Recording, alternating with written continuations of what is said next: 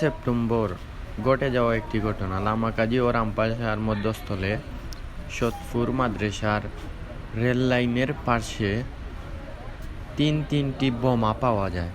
তখন এখানে র্যাব 9 এসে কেউ জানে না কে বা কারা এই বোমাগুলো রাখছে। তো অসংখ্য ধন্যবাদ জানাই বাংলাদেশ র্যাব 9কে। আসলে অনেক মানুষকে সেভ করে সেই বোমাগুলো ব্লাস্ট করে বাংলাদেশ র্যাব 9-এ।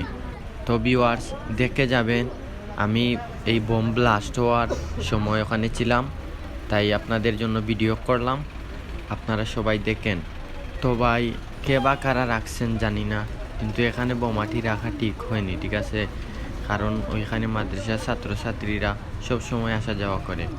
তো ভিউয়ার্স দেখতে পাচ্ছেন এখনই বোমটা ফাটলো, ব্লাস্ট করলো, অনেক শব্দ, বিকট আওয়াজ হয়েছে। এই বোমটি মারাত্মক আতঙ্ক ছিল,